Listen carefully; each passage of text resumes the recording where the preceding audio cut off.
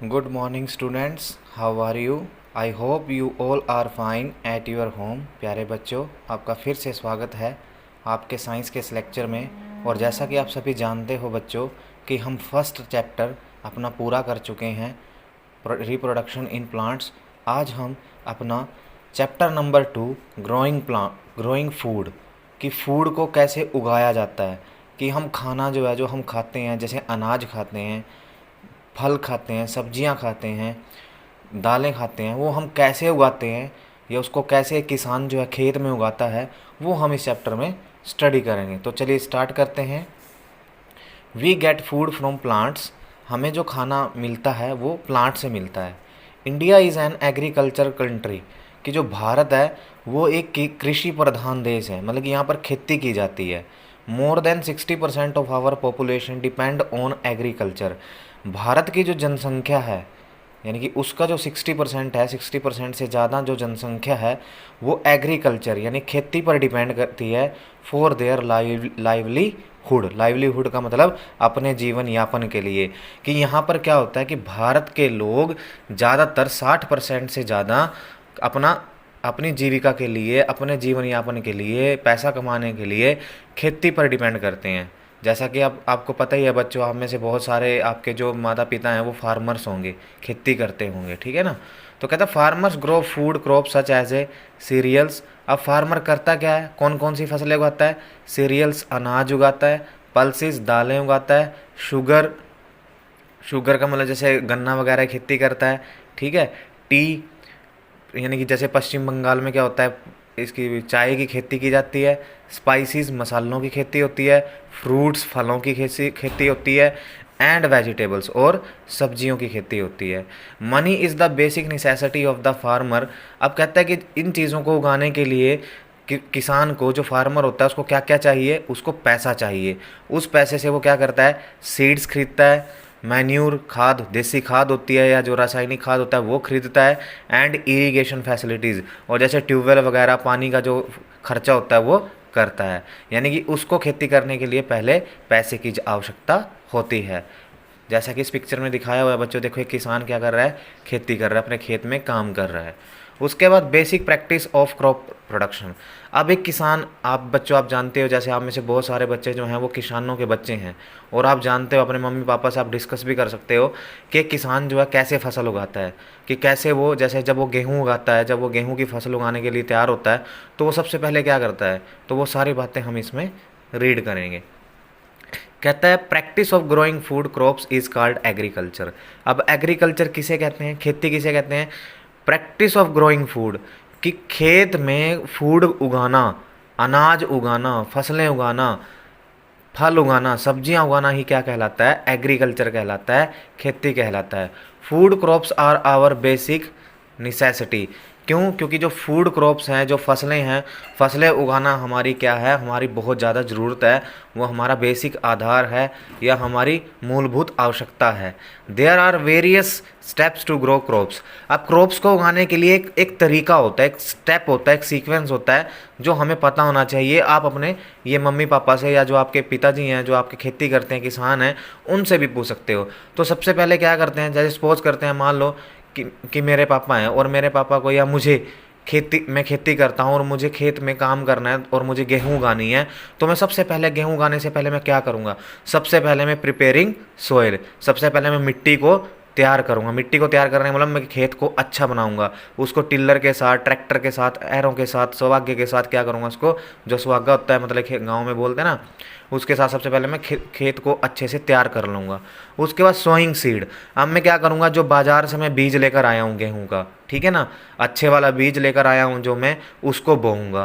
बोने के बाद क्या करूँगा?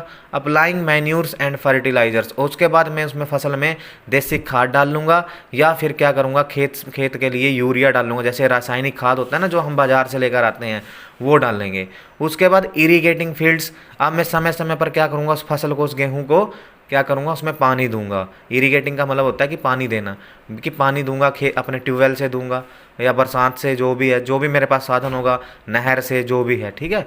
उसके बाद जब वो गेहूँ पक कर तैयार हो जाएगी तो फिर मुझे उसको काटना पड़ेगा, उसे हम क्या बोलते हैं, हार्वेस्टिंग क्रॉप्स, कि हम फसल को काटेंगे।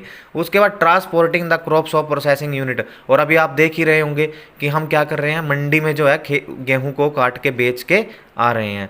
तो यानी कि गेहूं को फिर हम बेच के क्या करते हैं, उससे पैसा कमाते हैं। तो ये देखिए, आप देख रहे होंगे कि किसान क्या कर रहा है, अपनी ट्राली से क्या कर रहा है, गेहूं के कट्टे उतार रहा है, ठीक है ना, मंडी के अंदर। उसके बाद सोइल प्रिपरेशन, अब हम इसको स्टेप वाइज करेंगे कि सोइल प्रिपरेशन कैसे करते हैं। तो कहता है कि सबसे पहले मिट्टी को तैयार करना होता है। कहता है the first step to prepare the soil is the most important step. कहता है फसल को उगाने से पहले मिट्टी को तैयार करना सबसे इम्पोर्टेंट है, सबसे ज़रूरी होता है। The field is ploughed with the help of wooden plough and tractor. पहले क्या होता था, चलो अब तो क्या है, अब तो आजकल तो क्या करते हैं, ट्रैक्टर के साथ सारे काम करते हैं।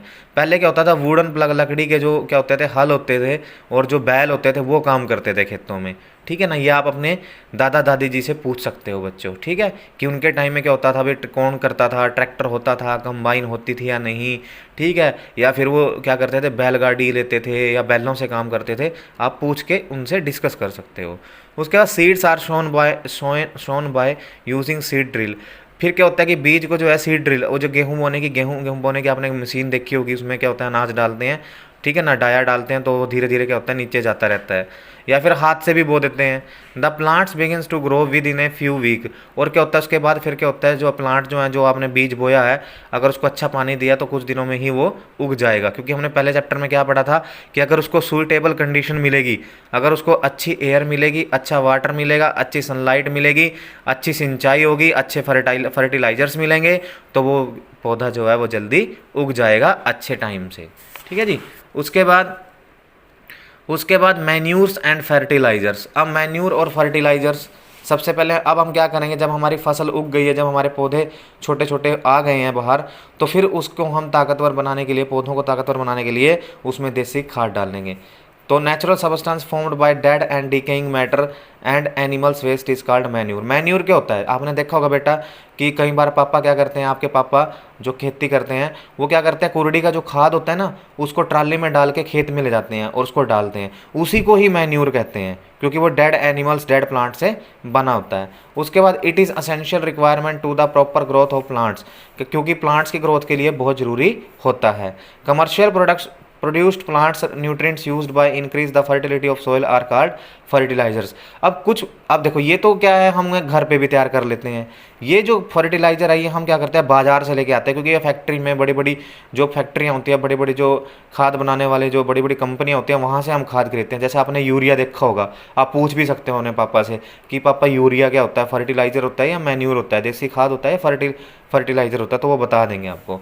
उसके बाद they are good source of nitrogen, क्योंकि इसमें नाइट्रोजन बहुत अच्छी होती है, फॉस्फोरस बहुत अच्छी होती है, किसमें, यूरिया के अंदर, जैसे डाया यूरिया होता है।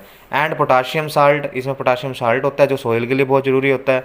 उसके बाद if applied in large quantities, अगर आप लार्ज क्वांटिटीज़ में इसको अप्लाई करते हो तो दे मे स्पॉइल द प्लांट्स। अगर देखो, अगर आपने फर्टिलाइज़र ज़्यादा मात्रा में डाल दिया तो आपकी फसल बर्बाद हो सकती है, क्योंकि फर्टिलाइज़र हमें कम मात्रा में ही डालना चाहिए। तो प्यारे बच्चों, आज हम इतना ही करेंगे। बाकी हम रिप्रोडक्शन बाय वेजिटेटिव पार्ट जो हमने पिछले चैप्टर में डिस्कस किया था, इसको हम दोबारा से रिवाइज करेंगे। Thank you, have a nice day. और बच्चों, सुरक्षित रहिए, घर पर रहिए, मास्क लगा कर रखिए और अपनों का ध्यान रखिए। Thank you, have a nice day.